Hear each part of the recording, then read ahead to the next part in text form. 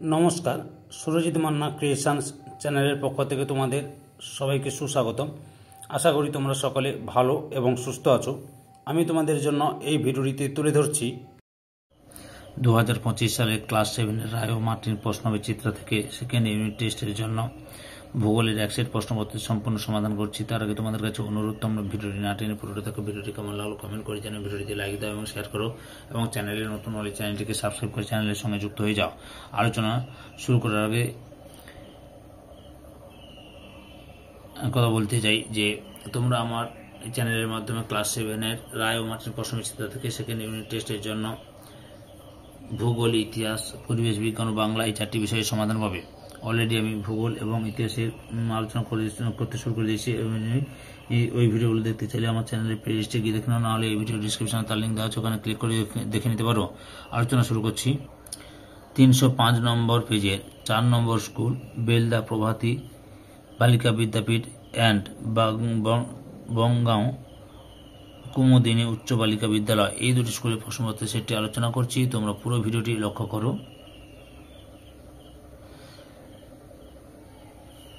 একের দাগে সঠিক উত্তরটি নির্বাচন করে লেখো। প্রথমে রয়েছে শিলাস্তরে ভাঁজ পড়ে যে পর্বত গঠিত হয় তার নাম। অপশান এ তে স্তূপ পর্বত।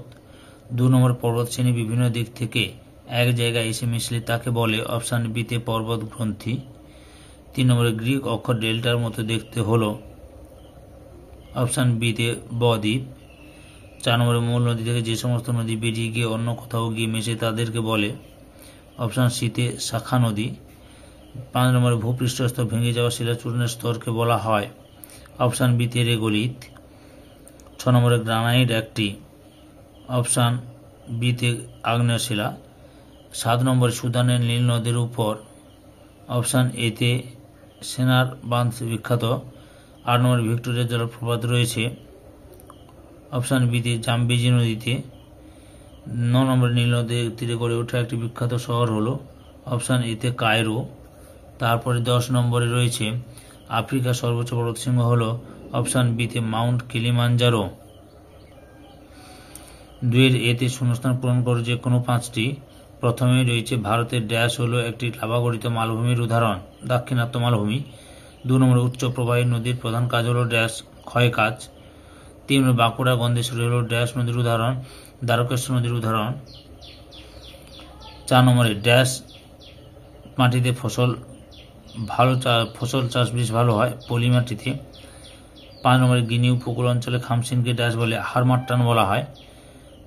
6 নম্বরে আফ্রিকার ড্যাশ নদী তেলের নদী নামে পরিচিত নাইজার নদী।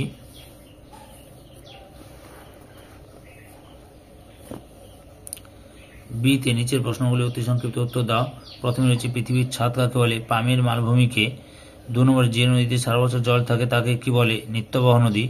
3 নম্বরে তাজমহল কোন শিলা দিয়ে তৈরি হয়? মার্বেল দিয়ে। 4 নম্বরে অ্যাটলাস পর্বতমালার সর্বোচ্চ শৃঙ্গের নাম কি? মাউন্ট তৌবকল। 5 নম্বরে আফ্রিকার শুকনো নদীর খাতগুলির নাম কি? ওয়াদি।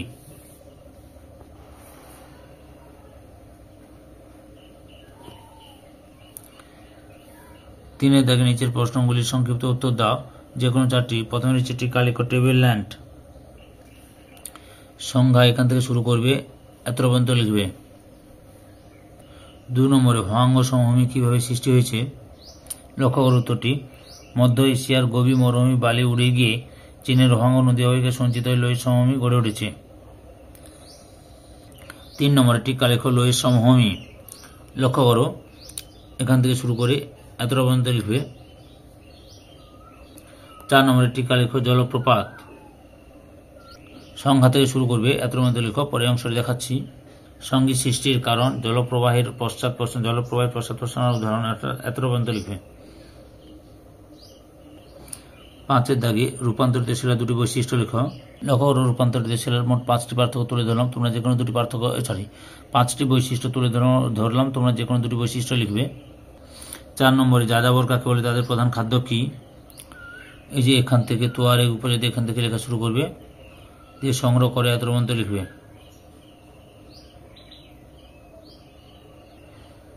কোন দুটি মূল উদ্দেশ্যে নীল নদীর উপর আসোয়ান বাঁধ নির্মিত হয়েছে? আসোয়ান বাঁধ নির্মাণের প্রধান উদ্দেশ্য বন্যা নিয়ন্ত্রণ ও জলসেচের প্রসার। 4 দাগে নিচের প্রশ্নগুলির সংক্ষিপ্ত ব্যাখ্যামূলক উত্তর দাও। প্রথমে রয়েছে সমভূমি অঞ্চলগুলি পৃথিবীর অন্যতম জনবহুল অঞ্চল কেন? এখান থেকে লেখা শুরু করবে, এত পর্যন্ত লিখবে। পরের অংশ দেখাচ্ছি, সুন্দর করে পয়েন্ট করে দেওয়া আছে, লিখবে। উৎসাহ দিয়েছে, এত পর্যন্ত লিখবে। 2 নম্বরে পৃথিবীর বৃহত্তম নদী আমাজনের কোনো বদ্বীপ নেই কেন?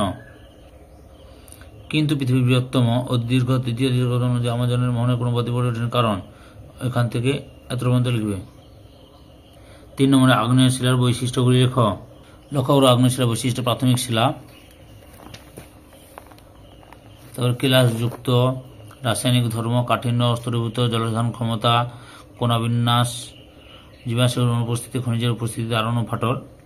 এতগুলো বৈশিষ্ট্য তুলে ধরলাম। তোমরা যে কোনো 2টি বা 3টি বৈশিষ্ট্য বা 4টি বৈশিষ্ট্য ভালোভাবে লিখে নেবে। 4 নম্বরে আফ্রিকাকে অন্ধকার মহাদেশ বলা হয় কেন? এখান থেকে লেখা শুরু করবে, এত পর্যন্ত লিখো। পরে অংশ দেখাচ্ছি যে এত পর্যন্ত লিখবে, জানা যায় এত পর্যন্ত লিখবে। পরের প্রশ্ন, পূর্ব আফ্রিকায় প্রস্থ উপত্যকা সৃষ্টি হয়েছে কেন? দ্য গ্রেট রিফট ভ্যালি, এখান থেকে শুরু করবে। পর্ব উত্তরটি দেখে নাও।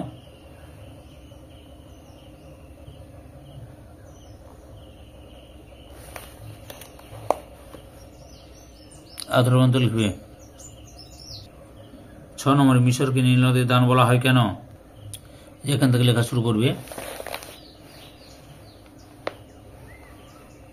পরে দেখে নাও, পয়েন্ট করে দেওয়া আছে। উর্বর প্লাবন সমভূমি সৃষ্টি, কৃষিকাজে সহায়ক, পরিবহন সহায়ক, শিল্প স্থাপনের সহায়ক, জলবিদ্যুৎ উৎপাদন ও পশুপালনের সহায়ক, জনবসতি স্থাপন, মরুভূমির বিস্তার রোধ।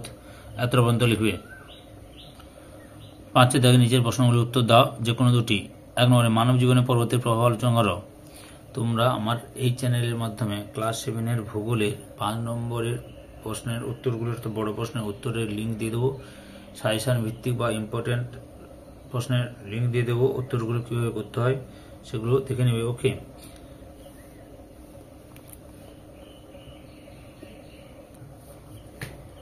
এই মানব জীবনে পর্বতের প্রভাব পড়েছে যেমন এই যে জলবায়ুর উপর প্রভাব, নদ নদীর উৎস,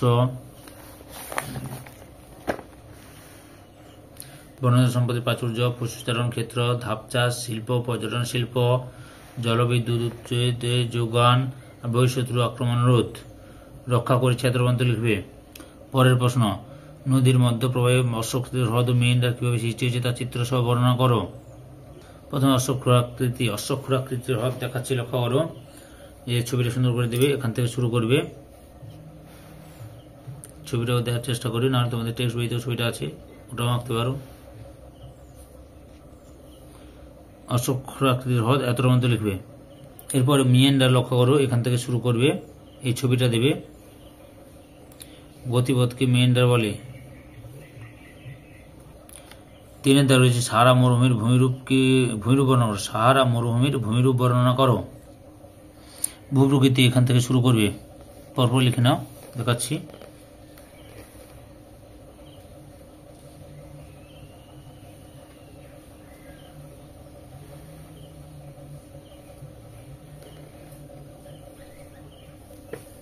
এতটা পর্যন্ত লিখো, পরের অংশ দেখাচ্ছি।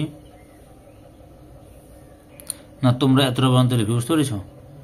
এই ভিডিওর লাস্ট প্রশ্ন, 4 নম্বরে আফ্রিকার সাভানা তৃণভূমি ও নাতিশীতোষ্ণ তৃণভূমি কিভাবে আফ্রিকার জলবায়ুর সঙ্গত প্রভাবে জড়িত তা ব্যাখ্যা করো। এখান থেকে লেখা শুরু করবে, এতটা পর্যন্ত লিখো। পরের অংশ দেখাচ্ছি, এতটা পর্যন্ত লিখবে বুঝতে পেরেছ। পাম, একাশিয়া, বাউবাব বা বাবলা জাতীয় গাছ দেখা যায়, এতটা পর্যন্ত লিখবে। আর নাতিশীতোষ্ণ তৃণভূমি লক্ষ্য করো, এখান থেকে শুরু করে এতটা পর্যন্ত লিখবে। সম্পূর্ণ ভিডিওটি দেখে আমার চ্যানেলের পাশে থাকার জন্য তোমাদের সবাইকে অসংখ্য অসংখ্য ধন্যবাদ।